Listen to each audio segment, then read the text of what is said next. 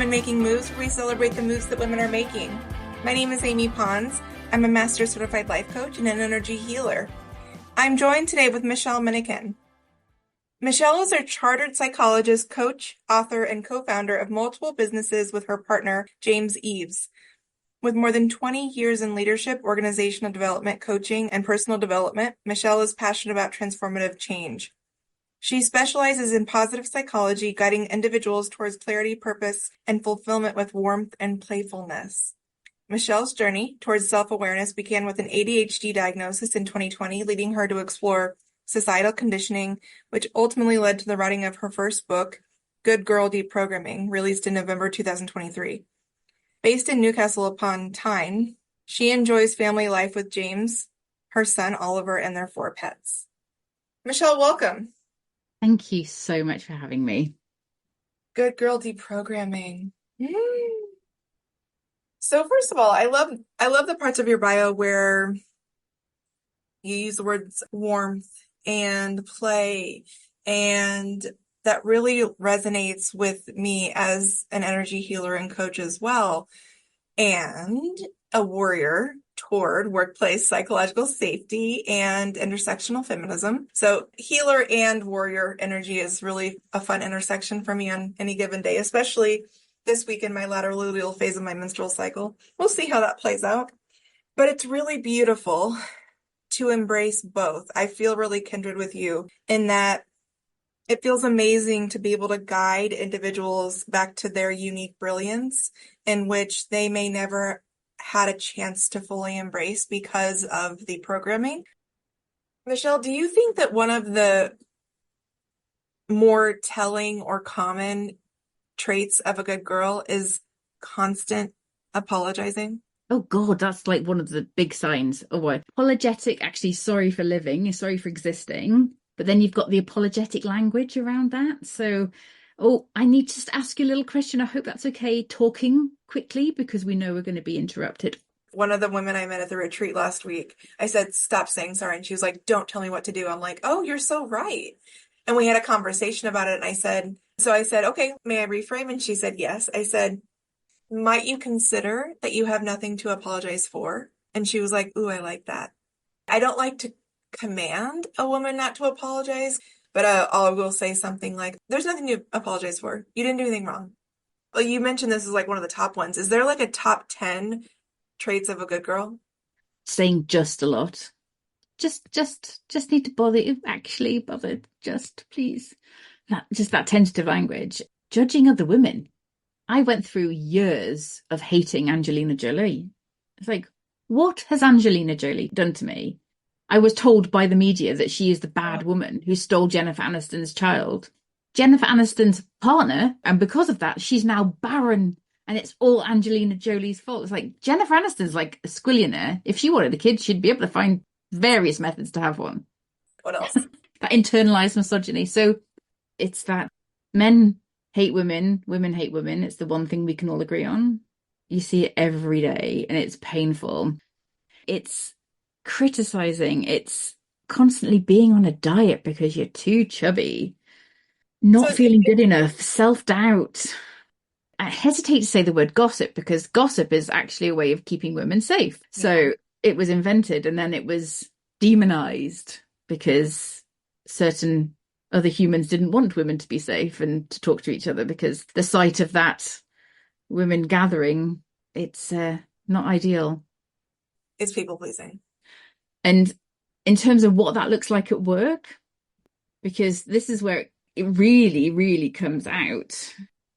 So here's a big one, and I get lots of pushback on this one. Imposter syndrome. It's not a real thing. It's literally not a real thing. It's normal self-doubt when you're in a situation that was not designed for us. I think the reason you get pushback, and let me know if this lands with you, it can feel invalidating to a woman who says, I feel imposter syndrome, and for someone to say that's not real. But to your point, I agree. It's just like the framing of it can get a little tricky. Be like, I hear you. And is that self-doubt? You know what I mean? It's just like a yes and, this is a coach. So it's 1000% self-doubt, and it's completely normal. But we have pathologized it, and it's a way of blaming women So perfectionism, people pleasing, policing other women, worrying about shoulds, overthinking, exhaustion, burnout, external validation, wanting to get permission for everything, which was literally me. Wow. Every single one of these things describes me in work. Self-blame. It's my fault. It's my fault that I'm not feeling good enough to be in this scenario, when in reality, asking for help literally got me sacked.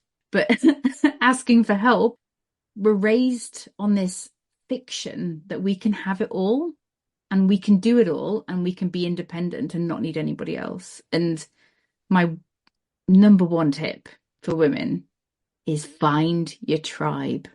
Find those supportive people that you can take that mask off with and be vulnerable and real with. Because trying to live and exist in a world where you're trying to be perfect is really hard. So deprogramming Good Girl is, I don't know if you want to say spicy or like more of an activist or advocate view. I don't know. Oh, I want to get your thoughts on that. And then also that healing element of Maya Angelou saying, once we know better, we do better. So how do you come at that? And what lands for you as like the true essence of your unique brilliance? oh, so many things just popped into my head there at the same time. I'm like, whoa. Maybe because I asked you like 9 questions in one. So Yeah.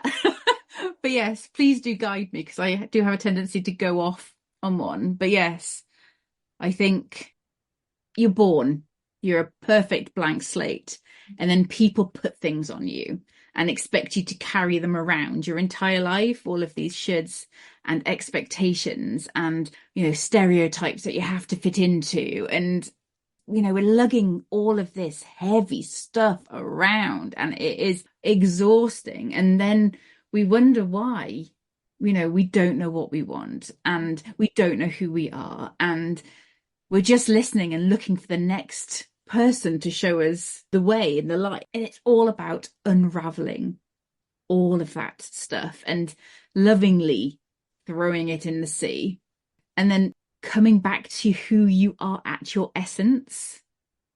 And this is going to make you smile. I'm still salty actually about it.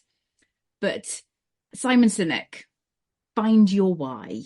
Honestly, years of feeling crap because I didn't have a why. It's like, what is this why? But I didn't realize at the time, and I wish I could go back to, 10 years ago me and say, listen, it's okay not to know what your why is because you've got so much stuff to put down first before you're even going to get there.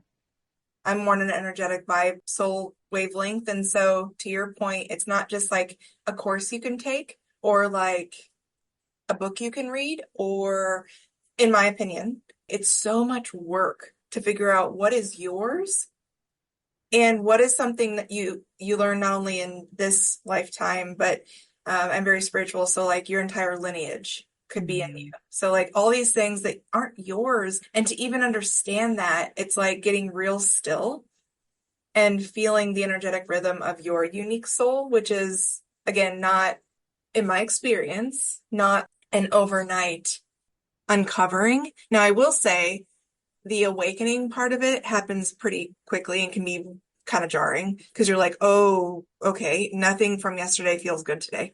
What just happened? Then it's like the invitation of going into it. Yeah. So I love that. And I love that you said you're salty because when I hear the title of your book, it's like, ooh, sounds like you were pissed off at one point. Tell me more. Oh, well, yeah, I kind of lived my life not feeling right.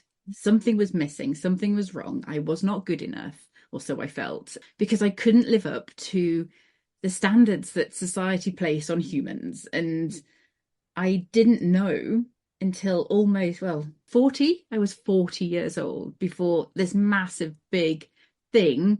Like, I met somebody in the House of Lords, so that's quite fancy, who was talking about her ADHD diagnosis. And it was like, oh my goodness, that just resonated. And everything she said, it was like, I now love her and we text every day pretty much. And And I always mention her on every podcast I'm on.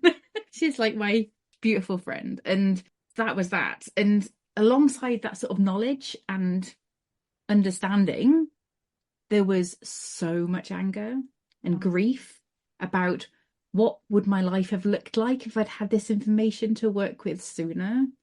So, yes, at that point, I was absolutely furious. I came back from a women's retreat. If you've heard of it in France, Camp Chateau. No. It's at a castle in the south of France. It's exquisite and it's for women and it's awesome. We just get to play and just do whatever we want to for a week. There's a lot of questions like, what's your name? What do you do? And a lot of times I'll say, I'm a healer and a warrior. And they're like, the hell does that mean? And so that's my true essence. That's always been inside me. And I used to think it was a storm, or I used to think it was like they were dueling. And now I think it's a really beautiful intersection because I can both feel what someone's feeling that they've been blockaded by and anything outside of them and fight alongside them to get to where they're trying to get to. Like that your body already knows. It's your Mm. mind and ego and the outward energy field that's like keeping them quiet. So I accidentally picked as my logo for my business the falcon, Mm. and I wanted the phoenix, but it was a mistake. But it works so much better because I wanted something about having, grown, through the ashes and all of this fire energy. But when I start to sort of look at what the falcon totem was about guiding and not telling people what to do, but just like opening the doors and showing people the way. And I wrote my book not with the whole, this is good girl conditioning and this is what Michelle's conditioning is. And here's your 10-step process to getting from your conditioning to Michelle's conditioning. It's an invitation to ask questions of yourself. And the opposite of a good girl, which took me months of soul searching and research and asking lots of people, is literally whoever you want to be. That's it.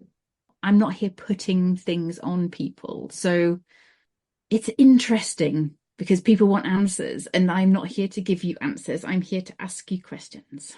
That's what we do as coaches. That's what is different between a coach and a mentor and a therapist. Again, our egos have been put in place to keep us safe. What'd you do today? How'd that make you feel? What did you enjoy? What did you dislike?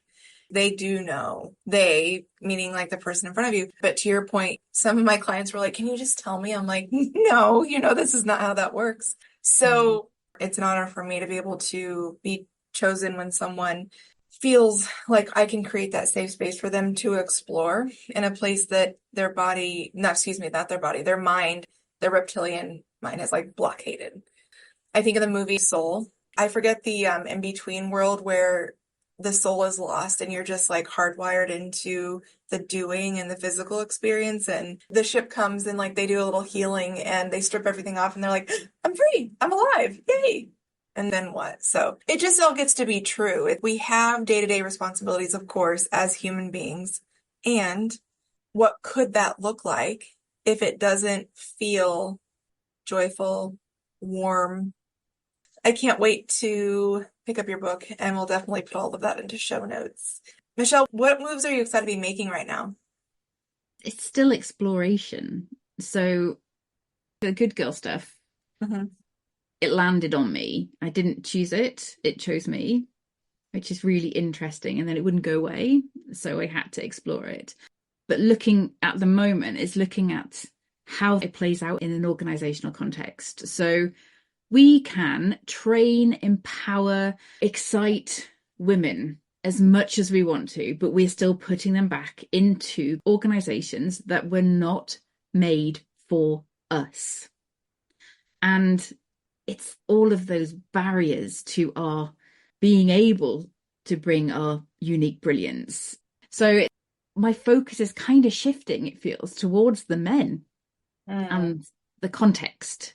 So looking at how can we make organizations work for everybody?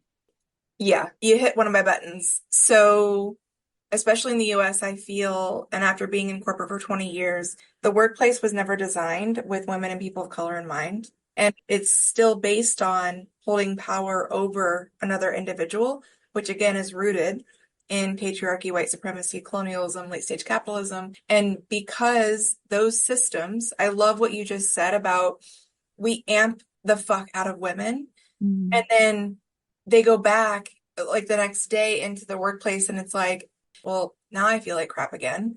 That's their opening. Do I want to keep doing this? Do I want to explore something else? There's so much dismantling that must happen in those deep-rooted systems, and the fact that Gen Z's coming out swinging and that they're like, absolutely not to this workplace that has been in place. So, what is a good girl for those who may not know? So these are all the shoulds and stereotypes that we are taught to live in. We're literally going to start there at Kamala Harris. So I put a post out on LinkedIn because I was watching her talk and I was in tears. I live in England. I have no skin in this game. But the thought of other people being in charge terrifies me because it impacts us, it impacts the world. On Twitter, these comments just came up full of hatred and misogyny and racism and slut shaming and how is she going to do it? She's not even a mother. I was like, well, first of all, not one president of the history of the United States has ever given birth. So, The yeah. hypocrisy, when all of these news alerts started coming in on Sunday, I had this moment of euphoria because I was like, yes. And I saw your post in perfect timing because I was going to bring it up. All those things are being said. We're striking a chord because she is the one that's going to create the balance. And that's going to disrupt a lot of people that have created the harm in those four systems in the US. That's going to piss a lot of people off, and it already has. So we're about to see how bad it can get. And for me personally, I'm going to be staying ironclad, flat-footed in my power, in my light, so that others can find theirs. Yeah. So you asked me about the good girl. So I Yes. brought up I brought her up because how dare she step outside that good girl? How dare she? And Mhm. that's it. It's all of the ways that we are taught from birth to be nice, to be kind, to be quiet, to behave, to be pretty, to be young, to be thin, to be deferential, obedient. It's like to share, put everybody else before ourselves, Yeah. and just sit down, shut up, play small. Mm. And she is the absolute opposite of that. And, going back to the last VP when she was with Mike Pence, and she's like, I am speaking. Beautiful.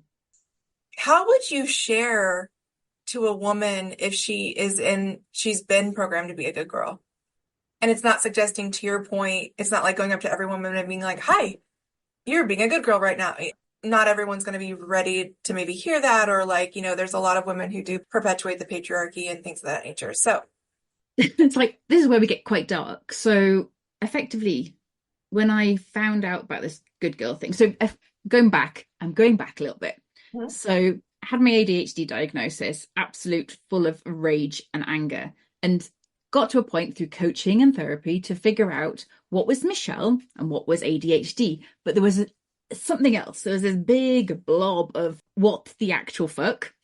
And I was like, I don't even know what this is. And so Tara Moore, a California-based coach, wrote a book called Playing Big. So I was training with her to become a Playing Big facilitator. And she just happened to mention the words, not even a part of the course. She just happened to mention good girl conditioning. And that was the second light bulb thing. I was like, oh my goodness, that is it. And I was such a good girl, my word. I used to spell out the name of a reservoir that has a dam on it. I used to spell out the name of the DAM because that was swearing. That was how much of a good girl I was. So she said this thing. I was like, holy moly, what is this? Big light bulb. Went off to, like a good girl, went off to research it. And like a complete good girl, just couldn't stop telling people about it. There's this thing called good girl conditioning. This is this thing called good girl conditioning. And somebody asked me, why is this a thing? And I was like, I do not know, but I'm going to go find out, like a good girl. And you know, when you're a teenager and you go through like a weird phase of like wanting to understand cults and serial killers.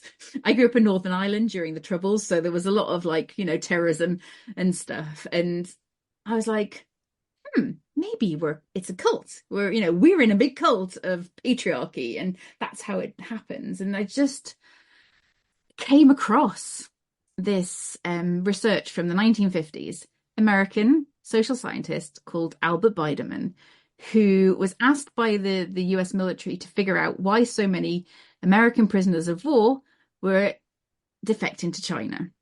Because holy moly, why would that happen? Because America's the best. And this is the kind of McCarthy era, communist socialists are the worst thing in the world. So sadly, they didn't have a magical mystery brainwashing machine, which I have no doubt the Americans would have actually totally exploited if they had one. But they did find all of these tactics of coercive control. So I came across this and I was like, I'm a little curious. Hat on. Is this how we are programmed? And like, this is silly. Let's just print it off and let's play.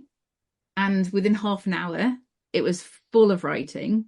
Each and every single tool of coercion had this is what it looks like with women, and this is the effect of that. And I went from like, ooh, playful, curious to wow, heavy stuff. I was asked to do a talk about it. So I did that talk and I was like, there we go. I now know what it is and how we're conditioned. And I can just like park that there and get on with my life. But it wouldn't go away. So to answer your question in a very long way, it's kind of showing people and not directly confronting them, because that's never going to work in the history, but just showing people that there is a different way and that we're in this big system and we're all brainwashed to behave, and it doesn't have to be this way. Even though throughout history, as soon as a woman stepped out of that good girl conditioning, they would be burnt at the stake or hung or drawn or thrown off a bridge. This idea of the brainwashing, and I think it's interesting that you brought up that it all stems back to US military, because you probably know this already, but like even DEI, that was something that started from the US military. Like, why do we keep doing these things and bringing them into the mainstream and into business, into the world that were created for military tactics like that? That is not a day-to-day humanitarian effort. War is not a day-to-day humanitarian effort. Yep.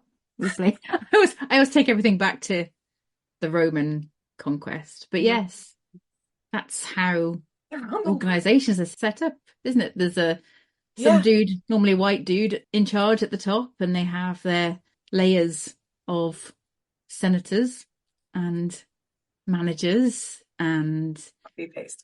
know, yeah, and then Mhm.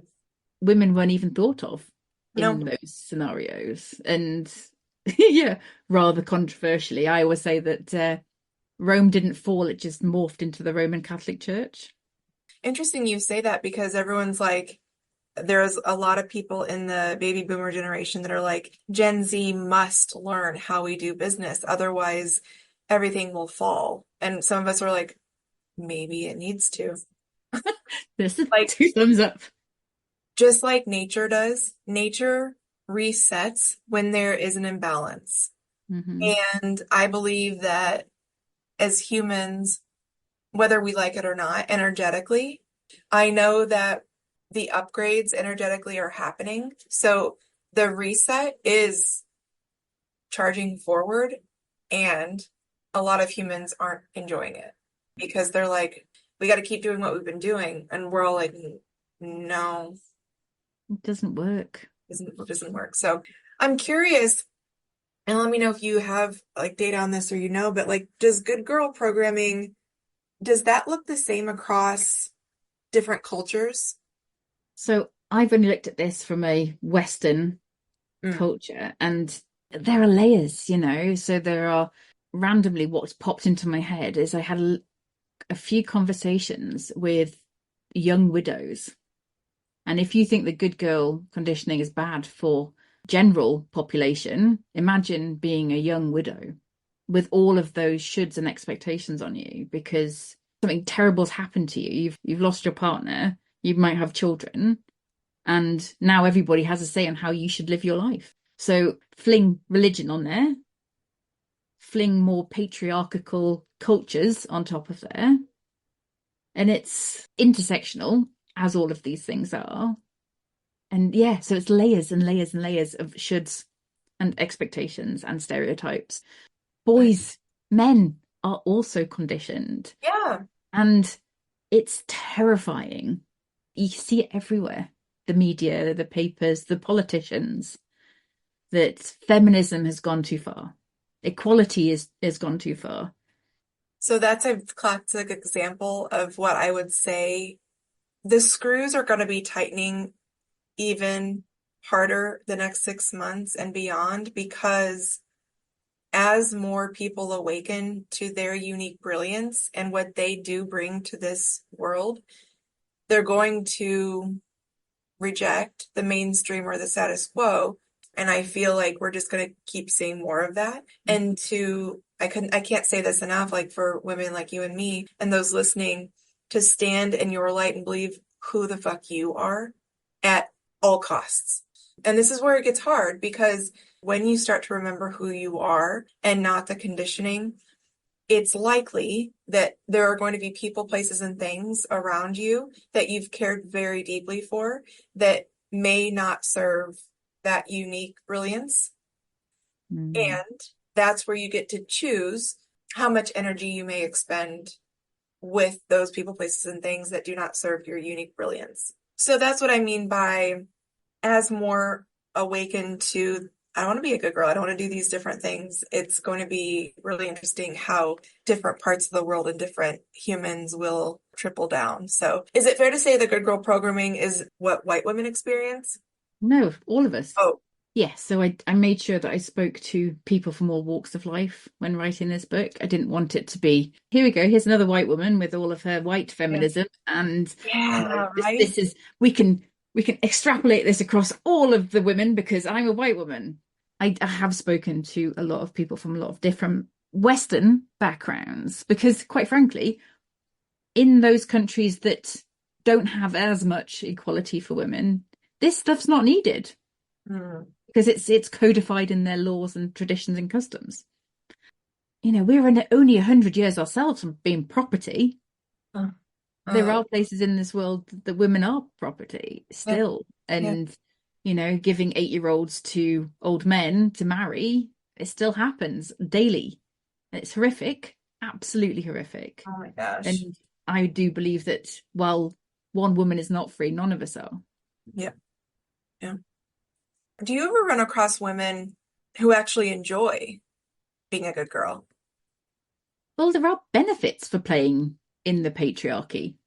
Most of us went through a girls are so complicated and awkward, so I'm just going to hang around with the boys as a teenager because that's one of the ways that we kind of learn this internalized misogyny that we're all walking around with. So yeah, there are women that benefit, and I'm sure you've come across the woman in an organization who learned all of the masculine behaviors that would get her promoted, and then instead of lifting up other women, putting down other women and Oh, outmenning the men. oh yeah. I was the leader of the women's employee resource group at my last corporate role, and a specific high-ranking woman told me that she had it way worse than me, so I needed to stop crying. Yep. And also, if we were to talk about better maternity leave for new mothers or parents, or we would talk about support for menopause or menstrual cycles or more of the same. They're like, listen, women have always had this. Y'all need to quit complaining. Mm-hmm. And they don't feel safe. And they also feel angry because we're opening the conversation in places where they never got the chance to. Yeah. So back then, I used to get really upset about it. Current day, I would say, help me understand what would make you feel safe right now to have this conversation. And where is this coming from? Help me understand. If you're a woman that feels that all of the conversations happening around supporting women in the workplace, especially for menopause or different stages of the life cycle, if you think that's hogwash, I would invite you to understand why you think that is hogwash. And are you just mad because you didn't get the same opportunity? And if you are, that might be some work that you could explore. Yeah. It's true though. Not that long ago, there was only one seat at the table for a woman. So the competitiveness had to be fierce. And you were not advantaged if you helped other women. But thankfully, the vast majority of women now, when you have those conversations, I think the sisterhood is strong, but we just need to invite more people in and stop putting barriers up that we don't all have to believe in exactly the same thing. Because that's what we see. It's the divide and conquer we see now. It's like, you're not the right type of feminist, so we can't be in our gang and we're not going to talk to you because we're going to argue about these teeny tiny things.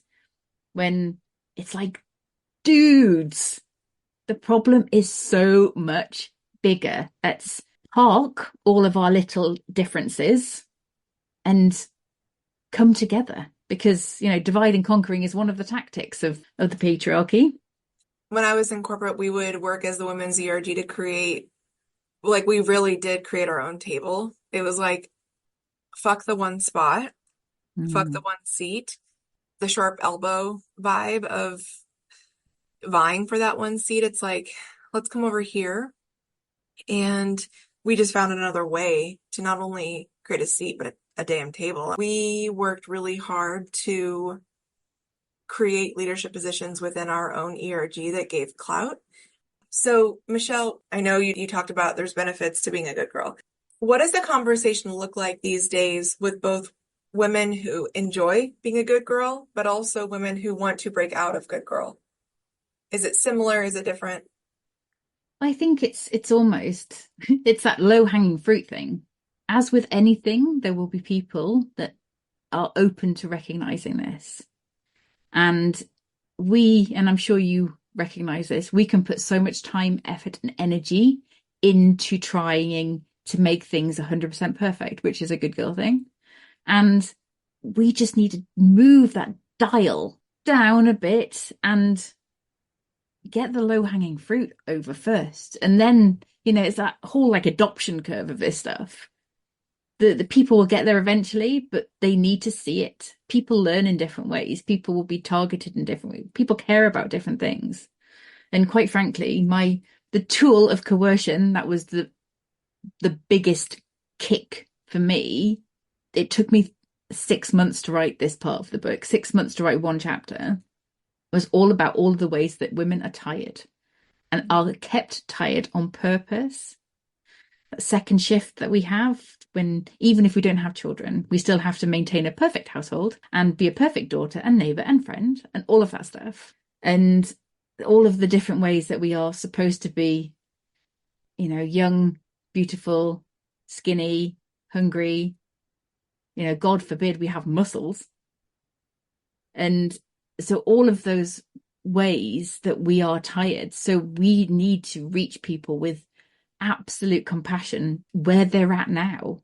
And some people are just too exhausted, dragging themselves from day to day with all of the obligations that they have and all the responsibilities that they have. And we just have to love them. Mm. And if it's not the right time, we just have to love them and just let them be. Yeah, I actually share the same mentality when it comes to any advocacy work.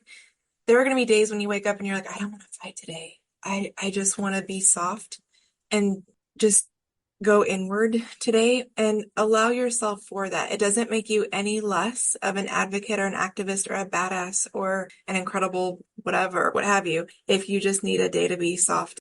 I think a lot of times that there's an expectation that once you start the work to unravel what is so deeply damaging in this world, if you stop for a moment, you feel like you're failing, and that's not true. So just being mindful and being so very loving to all of those, whether you're working toward it or not, just making space for people to embrace their unique brilliance. And some of those unique brilliances are still a little bit shadowed by Good Girl, and make room for that. We don't judge. We just say, okay, hey, meet them where they are. Yeah. I wrote a whole bloody book about this stuff. And literally, I come across this every day in my own life. I bet. So, not I don't think we're ever going to be 100% there. And Right. sometimes we just have to play the bloody game, which is really painful, but we just need to play the game to get things done. I know, and that's part of the infuriating part for me. Sometimes I will tend to unsubscribe or remove myself from situations where I'm being asked to make concessions. And then I sit with that because, okay, if I opt out, then am I giving up the chance to make any difference at all? So that's something that I'm constantly kind of surveying. I have the privilege of being able to opt out of people, places, and things that don't serve my highest good. And if I don't stay put sometimes, then it just keeps marching on. So, Mm. yay, Michelle, where can we find you? Well, luckily, there's only 3 of us in the world with my name, so I'm fairly easily Googleable. Well, So yeah, that's what second husbands are for. Um, keeping the name, but yeah, not the husband. Anyway, so yeah, michelleminnikin.com, or just Google me, you'll find me. I spend a lot of time on LinkedIn, probably too much time, but I do enjoy how it's a social media platform when people are on their best behavior because their colleagues see them. oh, I'm not. So I'm never on my best behavior. I like to poke the bear on LinkedIn a little bit. Oh, I swear like a sailor, but people are generally significantly nicer than on the other social platforms. Yeah. I've had some doozies lately. So Oh, yes, we'll do yes. we'll do that another time. Awesome. Closing remarks as we wrap up. Just thank you for having me and creating the space for this conversation. I can't believe that I've met you. It's just amazing. So thank you. Thanks, Michelle.